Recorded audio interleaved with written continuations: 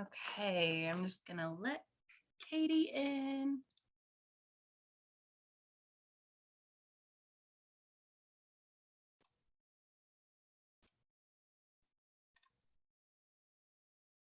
Maybe. Did it work? I'm here. Hi. Hi. I'm so sorry that took so long. I was trying to get off this long hourly call with a client, but I'm finally here. Yeah, no worries at all. All good. I was curious if you wanted to try an Instagram live like alongside of the Zoom. Sure, let's do it. Okay, cool. I think I've done one Instagram live. So I'm not really positive how to do it, but I'll try. Hold on. Yeah, it's my mom and I've been doing them and it took us like a little while. They weren't that great and then it got better. How do I invite you to it? So you have to start it and then you'll see there's like a little icon and it'll say like plus and you'll see and you can just add me. Okay, cool. Yes. You are now live. Okay, I see. Okay. Wait. Okay, here we go. I know it's so tricky. Okay, I just invited you, so. Okay. Okay. Yeah. It works. Oh shit. It might echo. Oh. Okay, I muted. Wait. Is this gonna work? Let's see.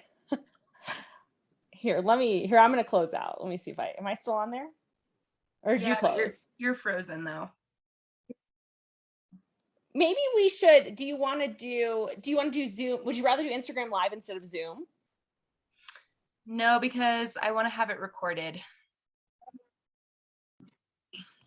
Let me see. I was trying to think if there's a way. I'm going to switch rooms. I wonder if maybe the other room. I was trying to see because I saw my bars go down. I wonder I'm trying to think how I could do it. Yeah, because there's no way. I'm trying to think if I could like pause my audio. Yeah, it'd be kind of tricky. I kind of think you just have to do like probably one or the other. Okay. Sorry, people on Instagram. We I got a little carried away and wanted to do both at the same time, but the audio is being tricky because it's just going to echo. So we're just going to hop over to Zoom. Feel free to tune in though.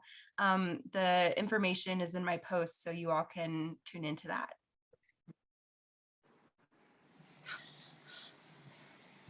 Okay. I know, I was trying to think how to do it. I was like, maybe there's a way, but I don't know if there is. And like, I don't know. I think I've seen people do both. So I don't know. I think that's just something that we have to figure out. Let's Google this real quick. Let me see how to do. And I'm going to pause this live. See. So I'm going to start this recording on Zoom and you're still frozen on Instagram. So we'll just see. Technology is kind of weird today, I think. Yeah, we're just well, we'll see. I don't know why it's wait, let me check this. Let me look at it. I should be on. Our Wi-Fi is pretty strong. Let me try it. It might be mine.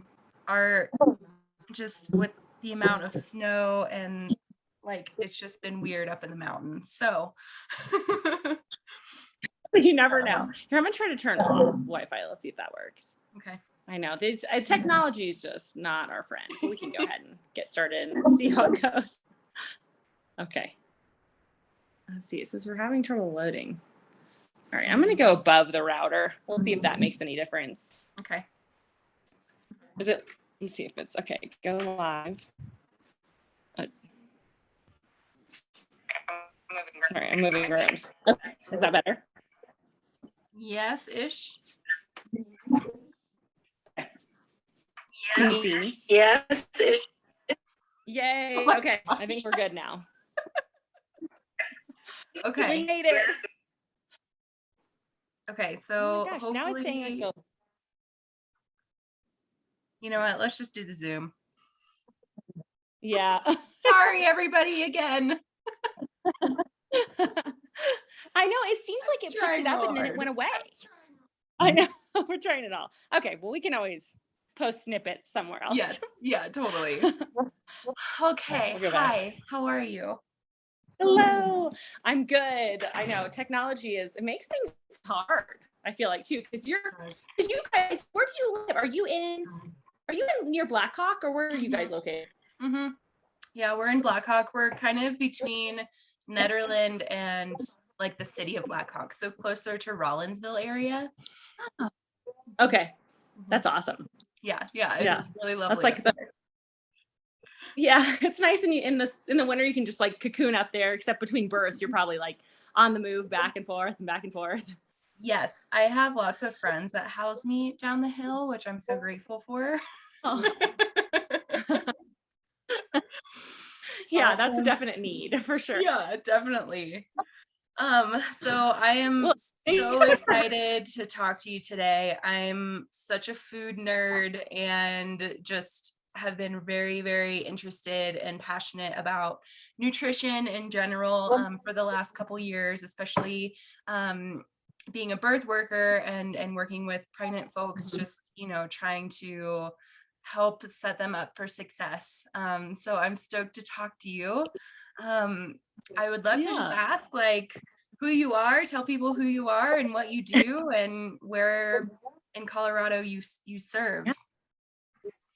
Yeah. Well, thanks so much for having me, Allie. I know I like follow you through Instagram and we work together in a lot of different birth spaces, I guess I should say, and birth groups around Boulder, Denver. So it's really exciting to be on here. But yeah, so my name is Katie Braswell and I'm a holistic nutritionist based out of Boulder. So my husband and I, we actually live in Broomfield, but I had an office for a period of time and I'm kind of going more virtual now just because it seems like that's like kind of what the clientele is looking for. So I work all over Colorado. I'll still do in-person visits if needed, but it seems like most things are predominantly are virtual.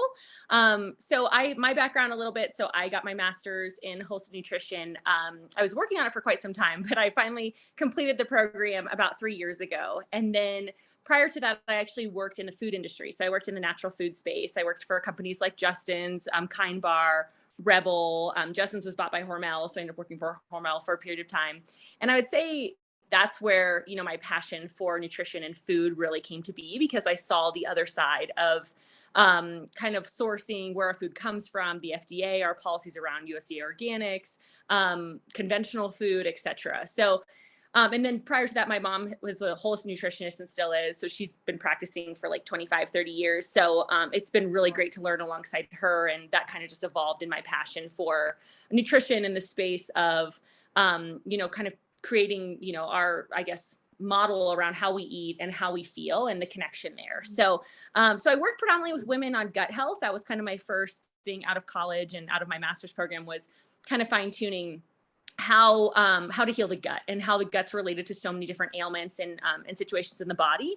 And then after moving past gut health, I ended up having I had our little one. I had a miscarriage prior to conceiving him, and so I just really became passionate about women's health and kind of the lack of knowledge and guidance around miscarriage or preconception health and fertility. And then with that, after having him, seeing postpartum firsthand, and then working hand in hand with moms after that, I just kind of decided, you know what, this is kind of my niche. And I love kind of the birth space, but everything from, fertility, infertility cases, all the way through postpartum, and then postmenopausal women, I love working with as well, because it all kind of comes back to hormones. And a lot of times with postmenopausal women that are seeing some issues, I should say, or, imbalances. A lot of times when we talk, it goes back to their postpartum experience, which is crazy. So a lot of times if we don't optimize those things in our postpartum journey, it will come up later on in life. So I'm really passionate about making those changes with women now.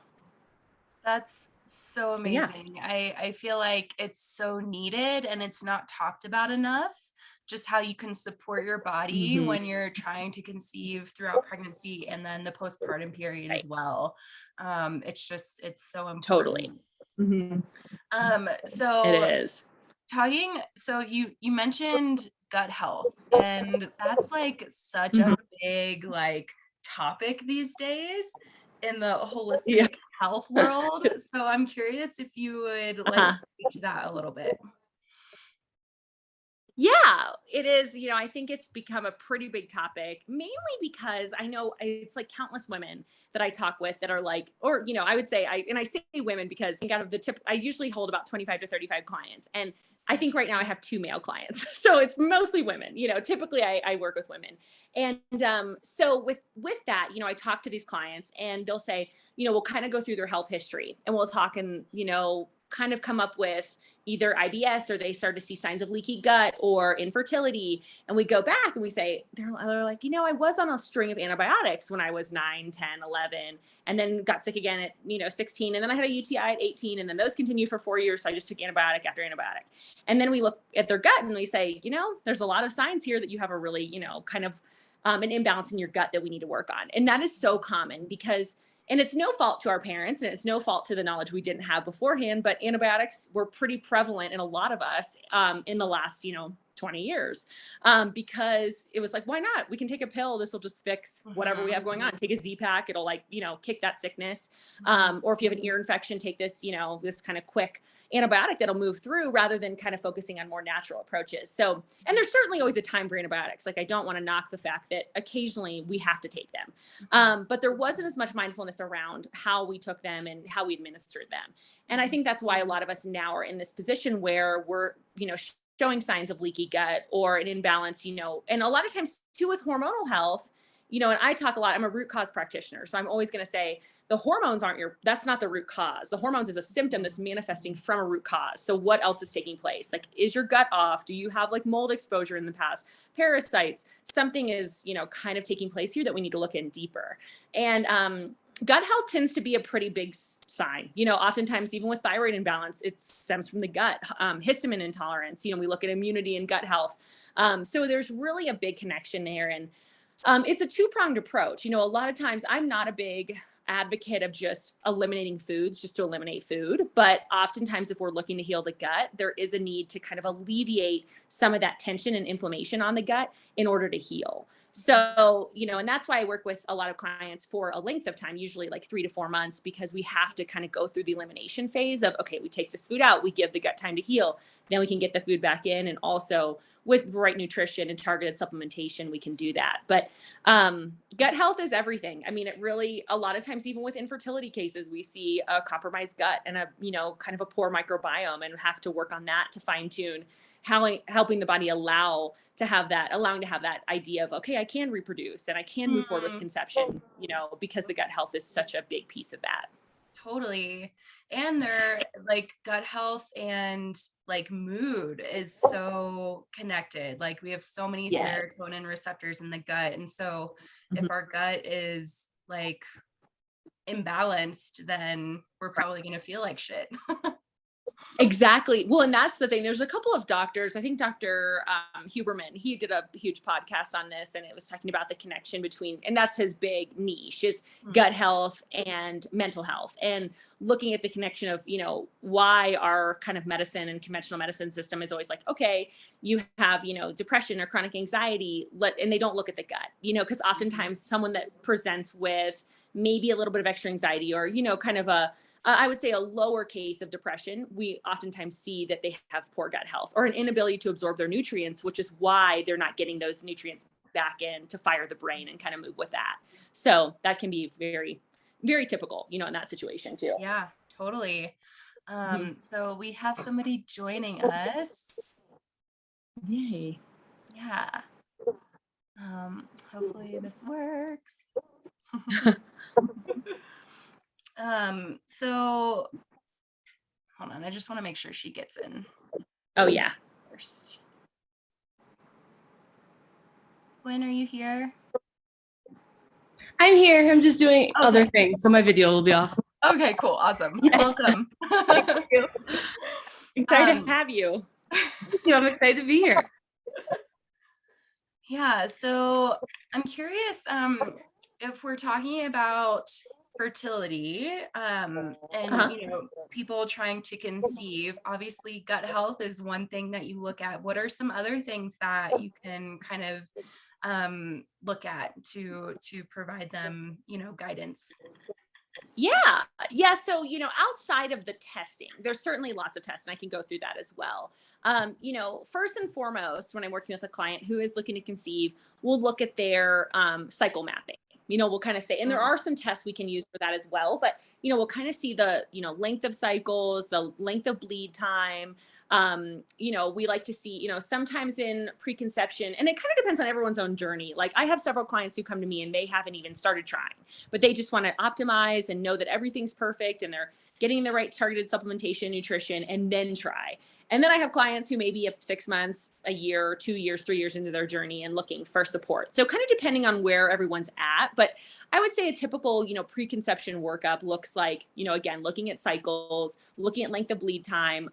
Sometimes if we see that a woman is her cycle length is, 34 to 37 days, we might want to look at insulin resistance like PCOS. And it may not even be that they're presenting as PCOS. It may just be that they need support on the PCOS side and insulin support.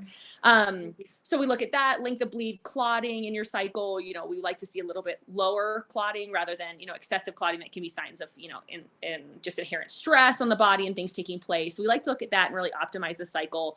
A lot of times I'll use herbs and targeted supplementation to kind of get the cycle back on track in addition to nutrition. So, and that's the biggest piece that I look at. A lot of women will come to me and they've been, having a history of working out hard, they're like, I want to, get in the gym, get in as many calories burned as I can and just get out. And typically if we're looking for someone who's really looking to reproduce, I mean, not to say like we've had amazing athletes conceive who are under a lot of pressure and, have babies all the time, but sometimes the body, when it's under a lot of stress, it won't find the need to reproduce.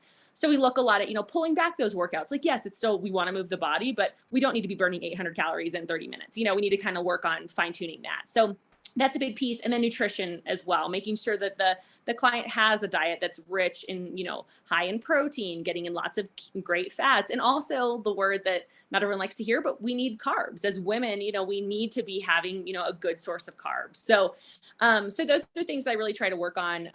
Some testing that I can do. So the Dutch test is a great test for women to really test hormones. They have several different tests that we can work on, anything from preconception to postmenopausal. That gives us a good rundown of, it's a urine-based test. So it runs progesterone, testosterone. It'll also give us a really great baseline of cortisol and adrenal response, which is great with trying to conceive. Again, depending on where the client's at, I have a couple of tests too that I can run on the vaginal microbiome, which that's really, there's a lot of new research on the microbiome of the vagina and how we want to have that just be the perfect environment to look to conceive. And there's a lot of clinical trials that we're having more success with women who are working on fine tuning that microbiome, especially in IVF and IUI trials. So I'll work a lot on that. Another test I love is a hair tissue mineral analysis, which I can run through, and we just take a little piece of hair and that tells us all of the minerals at a cellular level, what you have in your body, what you're deficient in, what key nutrients you need to take in. So, So and that's cool. just a few. There's several other tests depending on the case and what's going on. Okay, gotcha. Yeah, that's super interesting. And it's so wild to me that Western medicine doctors probably don't use these a lot. Like they Right. aren't looking at Yeah. the root of what's going on. They're just kind of masking the symptoms. Um, Right. so it's amazing that they actually have these tests and that you're providing these Yeah. for your clients. So when you kind of Yeah. see what's going on, what's the next step in helping these people?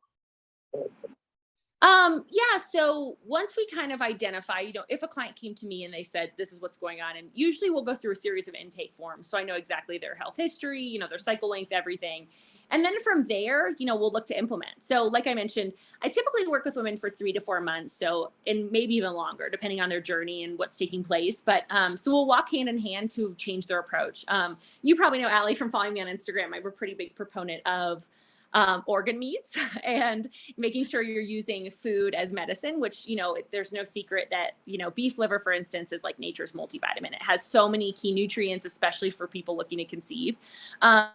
the only caveat is obviously if I'm working with a vegan or vegetarian client, we have to look elsewhere. But usually it's, stuff like that where they're trying to figure out, okay, how do I cook this? Or how do I, get this in my diet? Or, bee pollen is loaded with copper, which copper is essential for trying to conceive. So we're trying to add bee pollen and oysters into the mix. And so a lot of things, it's just kind of fine tuning their nutrition. And then a lot of times it's even like fixing the idea. I just posted this on Instagram today around how to eat. A lot of clients that I have, and this comes up a lot, is like intermittent fasting. How do I feel about intermittent fasting, and how is that with conception? And so a lot of times we're working on also changing the routine that the client has. So trying to eat within 30 to 45 minutes of waking up, because then we kind of end that cortisol response and then start, focusing on other hormones throughout the day, and then continuing that cycle of eating. So a lot of times there's just a lot of fine tuning that has to take place, and we'll kind of move forward with targeted supplementation, nutrition, and then also run any tests that we need to do as well. So that's kind of how we get the ball rolling. And then we kind of just work from there together hand in hand.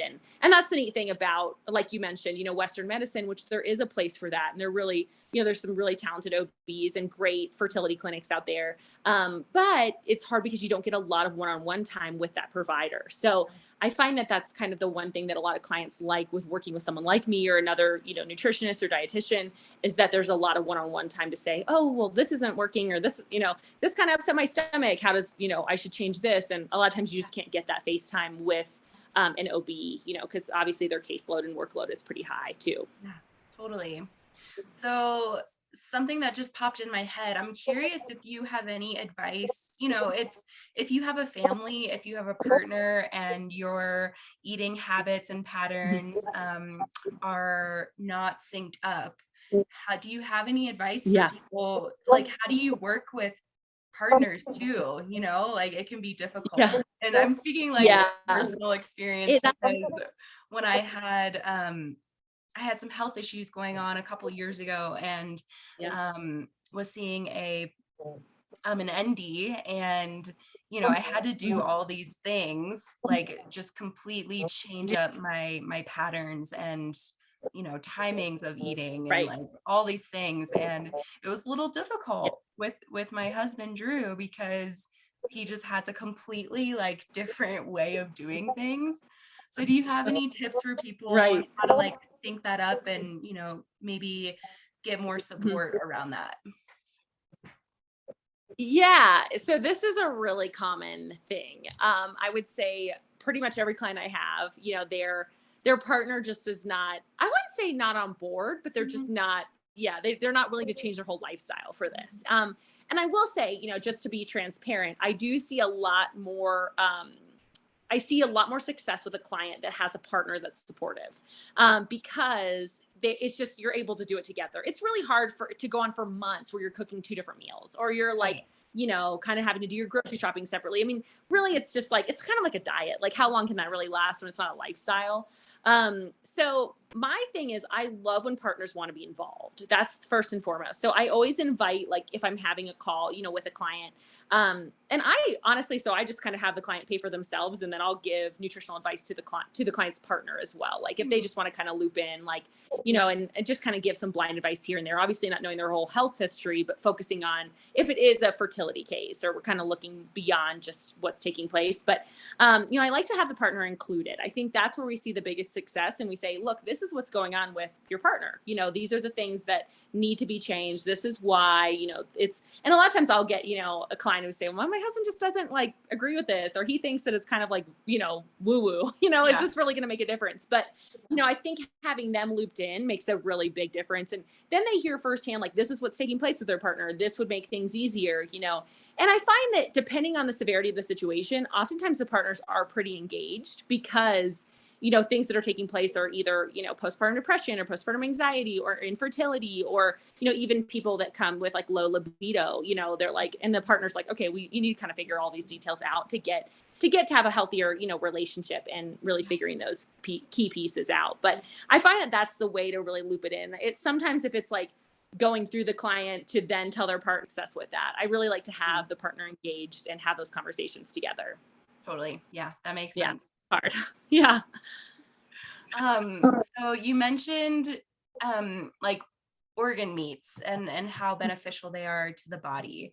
I'm curious if you could speak to the vegans and vegetarians out there. What Yeah. can they do to support their bodies? Whether it's, the fertility journey or pregnancy, even postpartum. Yeah. So, it's interesting because I do have like a handful of vegan and vegetarian clients, and it's interesting because it can be difficult to get things like collagen, for instance. Collagen is most bioavailable in meat-based form. There are some marine options. So, if I'm speaking to a pescatarian, it's a little bit easier because there's so many key nutrients in a lot of shellfish, and wild caught fish, of course, that make it really great. And those are pretty synonymous to meat-based options. So things like scallops, shrimp, they're really high in copper. Also essential nutrients like selenium, zinc, folate, etc. Same with oysters and mussels. I talk a lot about those as well. And then vegetarians, the vegetarian piece, the great thing is dairy. So, full fat, I always talk about like full fat raw dairy. If you're able to find, if you're local to the Boulder area, I love Light Root Farm. It's a community farm actually in the Boulder, like East Boulder area.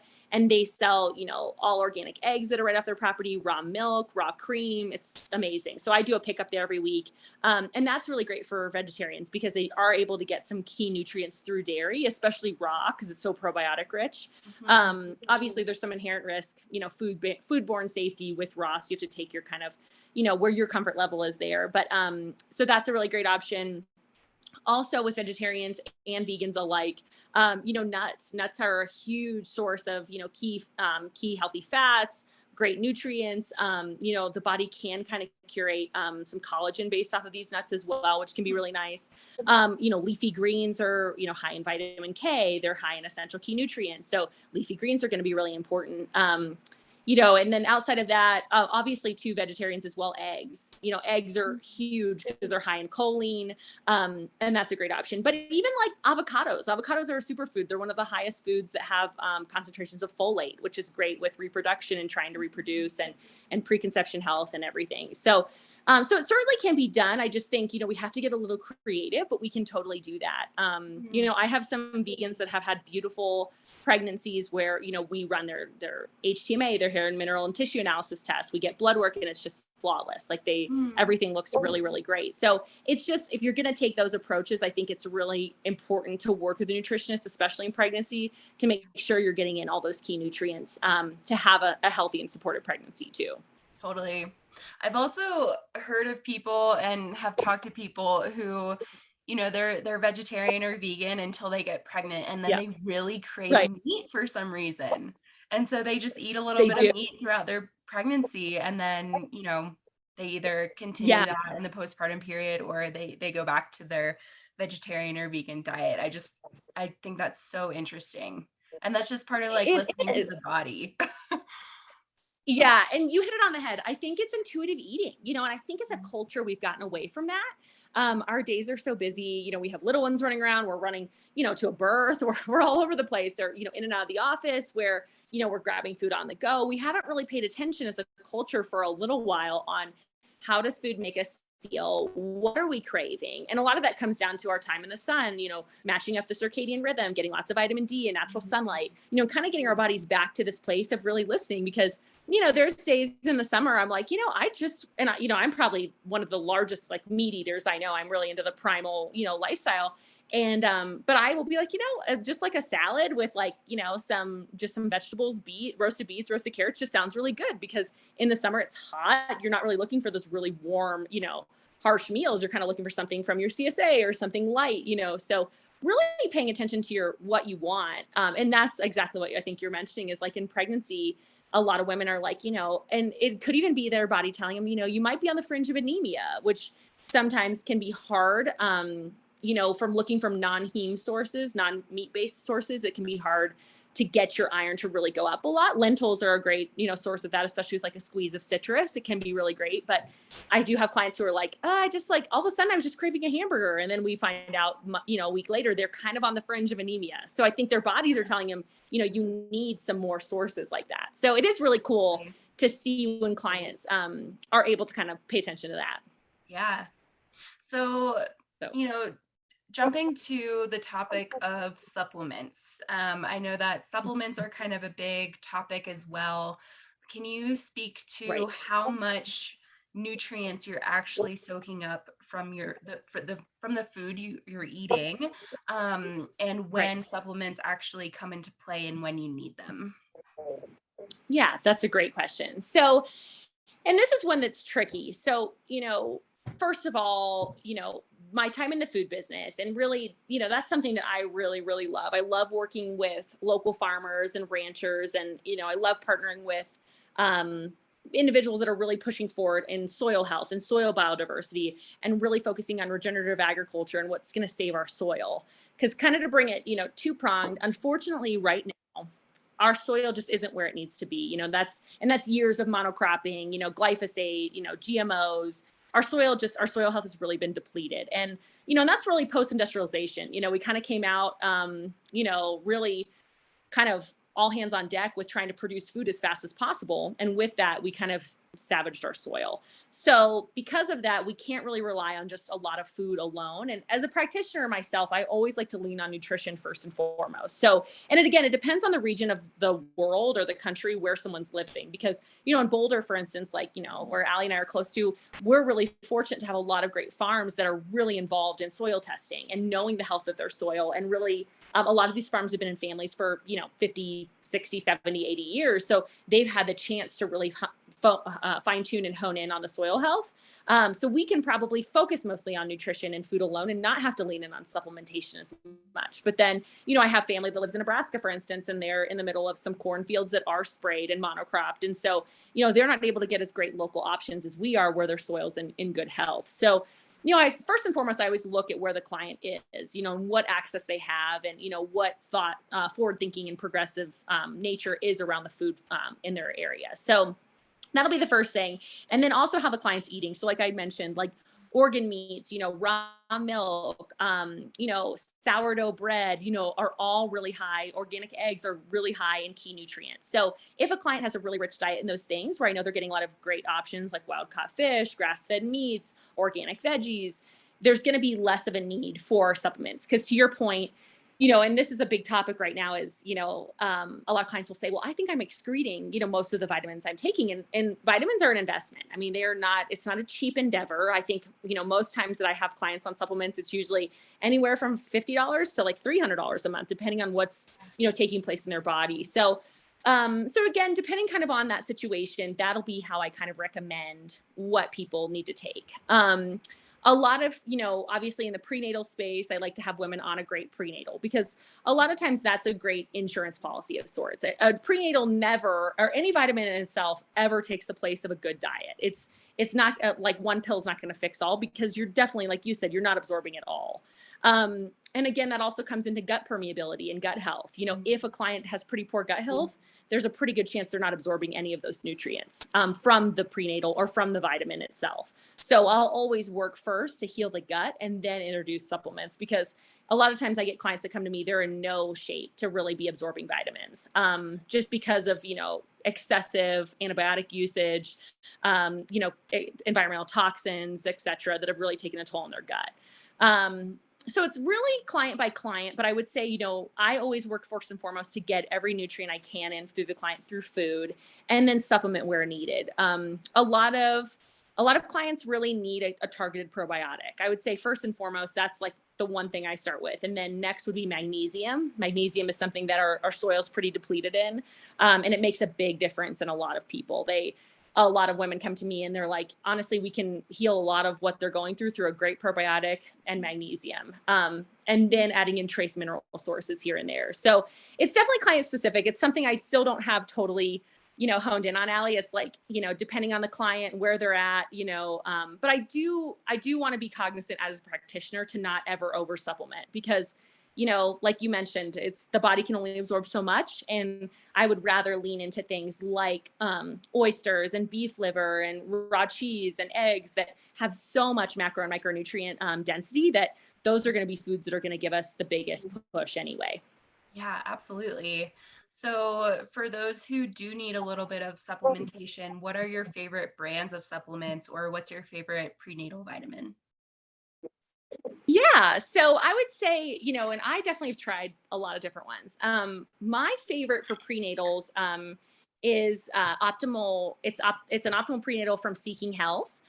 Seeking Health was created by a doctor by the name of Ben Lynch, and he has done a great job in the past of really fine tuning how the prenatal was formulated off of genetic discrepancies. So over like 70% of our population has one strain of MTHFR, which MTHFR is big in the birth space right now because there are some links between MTHFR. If you're heterozygous or homozygous, you could have a little bit higher chance to have a miscarriage, for instance. And what MTHFR does is it actually affects how our body processes B vitamins and folate. So it gives us a methylated form of a folate. So then you're able to absorb the B vitamin and the folate appropriately. So I really love his formulation. Again, like every client that is going to come to me, I'm not going to know, for instance, if they have MTHFR, if they have a single or, or double strain or what's going on. But it's, based on the science and what we're looking at and how many people are affected by at least a single strain of this, most of us need a methylated form of folate. So I really love his formulation. That would probably be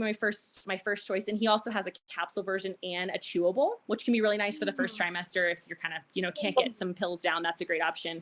So that's really my favorite for prenatal. There's a lot of other great brands I get asked about a lot.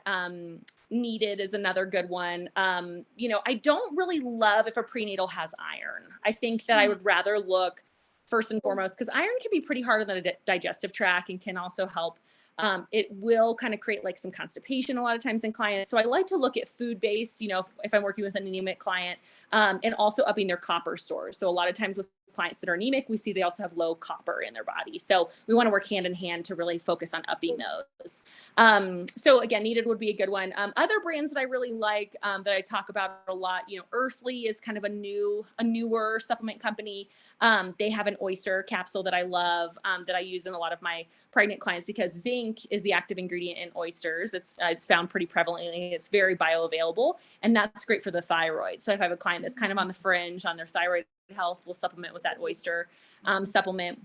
Mito Life is another great brand. They have good vitamin E. Shilajit is another trace mineral source that I love too. Pure Encapsulations, Thorne. I know Thorne is carried at like our local birth center here in Boulder. That's a great company. Those are some of my favorite brands. I always say, I have a lot of clients who are like, I want to, find a supplement brand that's third-party tested. And while I think that's important, there just aren't that many third-party tested brands, unfortunately, at this point. And a lot of the third-party tested brands have pretty big backing from, pharma and other kind of companies. So I just don't really find that those are brands that I align with so much. Because they had the money to pour into it, but I think that the quality isn't that high. So, I always encourage clients to do the research. Also, always try to buy your supplements from the manufacturer. Don't go through Amazon, which I'm guilty of because sometimes just to give people a link, I'll throw in an Amazon link on Instagram and, Totally. I just want you to know where it is, but try to get it from the manufacturer if you can. And why is that? Because it's not really regulated. A lot of times on Amazon, there can be a third-party seller. And I've even had in my, cohort of colleagues, we've even seen sometimes a whole different formulation show up. It may not even be the supplement that we're recommending. It could be from a whole other kind of third-party, added in, fill the bottle, close, and, it's not the same thing. It could be a watered-down version or just not as I know. So yeah, it's hard because you think you're getting on Amazon. And it's like, this just may not be the same thing. So yeah, it's sad.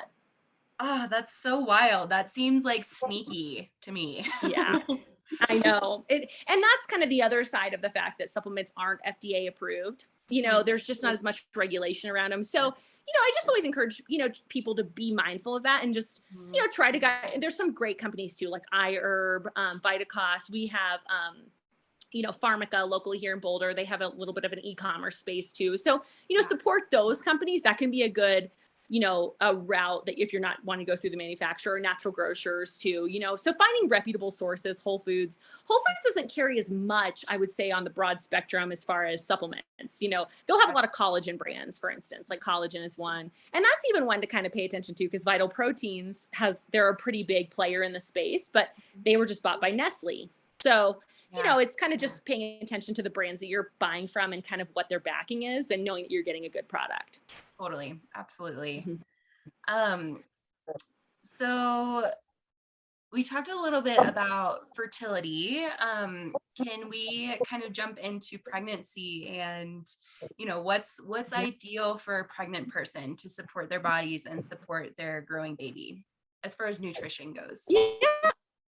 Right. So there's a lot of things. I mean, it's someone that's in early pregnancy, specifically too, I start to work with women usually in the middle of the first trimester because they feel, I would say more likely than not, they feel some nausea, just they don't feel normal. They feel kind of like, and their biggest worry is I can really only get down grilled cheese and maybe like, a couple of saltines. So how am I getting enough nourishment for my baby? So then will come into play. Well, and the fortunate matter is that we have prenatal vitamins, we have supplementation to help them get through the first trimester. So a lot of times, I'll look at things like getting that prenatal in, of course. Magnesium supplemented is great to help alleviate constipation, kind of work with the diet.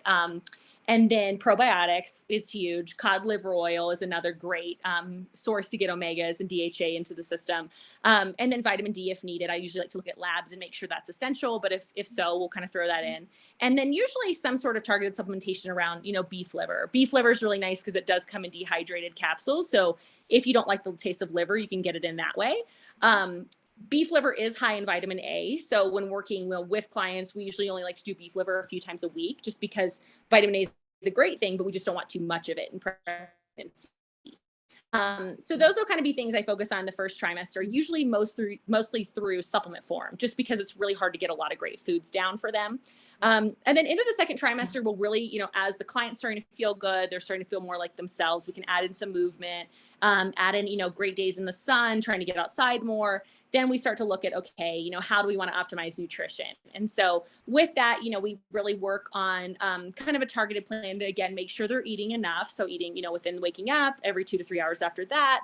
And I always like to focus too on having their snacks well-rounded. So, have a client who's like, oh, I just ate an apple and then I didn't eat again for like 5 hours. Well, the apple, all it's going to do is just spike your glucose and then that's it. There's really not a lot. So we want to pair that apple with something else because then that snack is actually going to work for your body in its favor and help round it out. So I always like to have clients focus on a snack that's like a carb and protein or protein and fat, and something so it's not just the apple. So it's like an apple and nut butter, or an apple and, 2 slices of raw cheese or something to kind of support the body a little better. So we work a lot with that. And, the supplementation and nutrition, idea, I always just want them to really focus first on getting in those key foods again through nutrition when they feel well.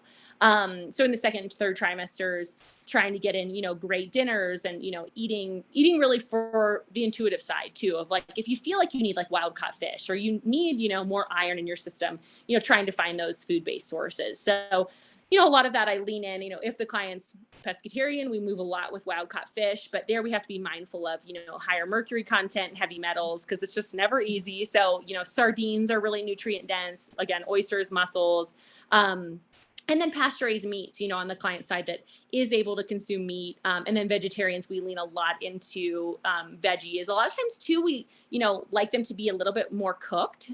So then that way it's a little bit more digestible in the system, because as we get into this late second and third trimester, constipation becomes a kind of a keynote there. But, choline is something throughout pregnancy, choline, folate, omegas, that are really, really important. So I always love to have clients eating eggs where they can, getting in avocados, just key nutrients there. So pregnancy, and I find too that a client that's well prepared in their pregnancy and eats really thoughtfully is bound to have a better postpartum experience. So those that do focus on not eating, oils that are not great for the system. So those being like seed oils, vegetable oil, canola oil, those are not great. They end up being rancid in the system, but focusing on oils that are great in high heat, like beef tallow or avocado oil or cold pressed olive oil when it's on a salad, getting in those good fats. And, a lot of it comes down to eating out. I try to encourage clients eat in as much as possible. That's really, you have the most control when you're able to eat at home and make food for yourself. So that's really important too. Yeah, absolutely. Are there any tips that you would give for people who do want to eat out? Like, what are some things that they can ask the restaurant? I'm charging my computer. I realized it was you're in the other good. room. Yes. The big things that I always say, when you're going to eat out, first and foremost, trying to find something that is as organic as possible. So like in the Boulder area, Flower Child, for instance, is a great option because it is, pretty much as organic as they come. They try to source as local as they can. They try to source organic and they don't use bad oils. I always try to really find places that are local, that do. Again, we're really fortunate here in Boulder because we have a lot of companies that really do kind of find that it's important to focus on food sourcing and whatnot. I would avoid, fast food again, because anything that's, going to be, or really any restaurant that has like a fryer, for instance, that oil is used over and over and over again. And typically that creates more rancid content that your body's not going to be able to process and ends up being harmful to our system. So, if you're going to eat out, try to focus on places that have like a grass-fed burger, or they have, at least something that, or a protein that's going to be pasture raised, that would be a good option. And again, like, there's probably gonna be times where you have to run into it, like a Chipotle, for instance, but trying to be mindful of that and eat, and again, the Dirty Dozen and the Clean 15 are also great. So if you're going out to eat, something on the Clean 15 that has a harder shell, might be something that's easier to get away with than something on the Dirty Dozen where is going to be hard to source, not organic, and you're going to have a higher quantity of pesticides or of herbicides sprayed on it as well. Yeah, absolutely. So I just got a notification that this meeting will end in like 10 minutes. So I haven't upgraded yet. I know. It's like, that's the hard thing about Zoom is you have to, constantly be updating and changing your system. Yeah. And I guess it didn't help that we took a while to figure out the whole process. Yeah, totally. So just a couple more questions here. And I love that you mentioned that eating a balanced, nutritious diet during pregnancy can really help somebody in the postpartum period. I'm curious if you could give some tips and tricks and just food items that really help for postpartum anxiety and postpartum depression. Yeah, exactly. Well, and I think the thing that more research is showing when women enter postpartum and have something like postpartum depression or anxiety come to fruition, a lot of times it comes back to a lack of trace minerals in their system. So whether that was, from birth, blood loss, it's hard for the body to regulate and kind of get back to its kind of its equal balance. So, in postpartum, it's really important to focus on getting that. Trace minerals is super easy. It's great to get through food, but again, it kind of comes back to our food supply that we're not able to get those as bioavailable as we used to be able to. So, finding a trace mineral source like Trace Elements, they sell it's like a little dropper. So you try to get those. It's just trace minerals you put in your water. Cellport's another brand that'd be great for postpartum. Magnesium is obviously essential too to help support you in postpartum as well. It's really great to have an influx of nutrients coming in and also focusing on electrolytes. So I always tell my pregnant and postpartum clients, try to have a glass of lemon water first thing in the morning with a pinch of salt. And that which should be your first thing to kind of help support gentle liver detox, but not anything too crazy because obviously we can't detox much in postpartum or pregnancy. But having that and then trying to eat within 30 minutes and then starting your day for kind of eating every 2 to 3 hours after that. I posted this on Instagram, but like an adrenal cocktail can also be great middle of the day. It's high in potassium. It's a cup of orange juice, a quarter teaspoon of cream of tartar seasoning, which is high in potassium, and then a quarter teaspoon of salt. Mix that together, put in some collagen if you're, meat-based and able to have that. That can be really great again to focus on. Another key component is also eating enough protein. A lot of times, our OBs will say, okay, if you get in between 50 to 70 grams of protein, that's enough. A lot of research and studies are saying now that really women need upwards of 100 to 120 grams of protein a day, especially in pregnancy and postpartum. So, really making sure that you're eating enough, you're getting in those trace minerals, and then you're also hydrating yourself and getting in those key electrolytes are definitely things I would focus on. Awesome. Thank you for that.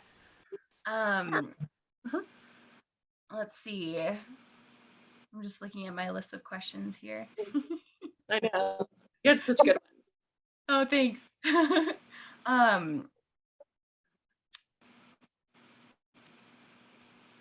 Let's see. Yeah, so we can maybe have like a couple minutes to talk about non-toxic living. I know you're really big into that. I love all your Instagram posts and stories about non-toxic products and non-toxic living. What are your favorite ways to kind of transition from toxic to non-toxic living? Yeah, that's a great question. First and foremost, it's a process. I always try to tell clients, I'm also a proponent of not wasting. So if you have things in your cabinet or in your clean, compartments that are toxic, just start and take one thing out at a time. So whether that's you want to decide, okay, once a week I'm gonna, use up this one product and I'm gonna switch, or I'm gonna do once a month, whatever makes you feel good. Unfortunately, a lot of non-toxic, especially like skincare, makeup, hair products, they are expensive and it is an investment. But the good thing is they last a long time. So if you kind of find a brand that you align with, you can kind of work through that and stay with those brands for quite a while. So I always say, try to find one area of the house that makes sense. So if you want to start, if it's someone that's looking to conceive, I say, okay, there's a lot of endocrine disruption happening with skincare, makeup, and body care. So let's start there. So we'll say, okay, first we're going to start with skin, we're going to kind of move to this new product line, or we're going to explore different things, and a lot of times it's a process because, non-toxic stuff may not like adhere as well, or it may not make your eyelashes grow as long and, the things like that. But I find that clients really do start to love how it makes them feel, or, they have less issues with breakouts happening consistently, and they feel like they have more energy all of a sudden, or less brain fog when you're exposed to those kind of toxins. So I always say it's a journey. I am super passionate about it, and I'm definitely more like, I would say probably if my family or friends were listening, they'd be like, Katie's pretty hardcore. And I probably would be the one, unfortunately, would be like, all of this has to go. We have to get all of it out and start over.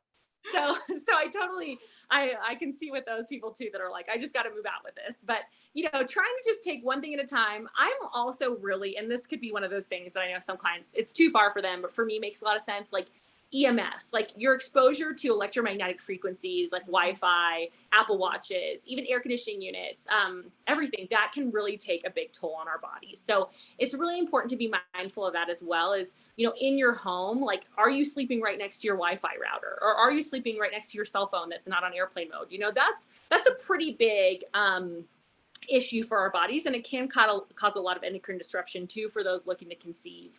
So that's probably the biggest thing. Honestly, I would say if you find that you're sleeping next to your cell phone every night, or your Wi-Fi router is right next to your, kid's bedroom or your bedroom, turn that off immediately. Turn your phone to cell phone to airplane mode and put it in the other room, because those are going to be things that make a big difference. And then obviously just trying to move, toxic items out of the home. EWG is the Environmental Working Group is a great website and resource for those looking to make swaps, because sometimes you might find that a company is branded really well and they look like they're clean, but they may not be. So the EWG is a great resource. You can scan the barcode, check it out, and kind of move forward with that as well. Awesome. Thank you. So we have a minute and a half left. So how can people find you? Yeah. So I'm on Instagram. So my handle, my business name is Wild and Well, but Wild and Well was taken. So now my Instagram handle is Live Wild Be Well. That's actually my LLC too, because apparently Wild and Well can be a popular name from an LLC standpoint too. So I'm Live Wild Be Well on Instagram. I have my website is www.livewildbewell.com. And I have all my info on there, and you can reach out, through email, DM me on Instagram. That'll give me kind of a good baseline. I can reach back out, but I have a lot of the services that I offer. I do a lot of postpartum meal cooking too for moms that are local to the Boulder area as well, or Denver as well. So yeah, they can definitely check me out on there and kind of find what services I offer, and a little bit more background on me as well. Awesome. Well, wonderful. Gwen, if you have any questions for Katie, you can add her on Instagram and ask through there. But I will upload this and just kind of put in a few like tidbits of what you've mentioned on my blog. That way people can, look into it more and get a hold of you. And I so appreciate you. Thank you so much. Yeah, thanks so much for having me, Allie. It was such an honor to be on here and included, and I just love like everything that you're doing in your space. So I'm so excited to be a part of it. Awesome. Well, we thank will you chat so much soon. Bye, Sounds everybody. good. Thanks for joining. All right. Bye-bye.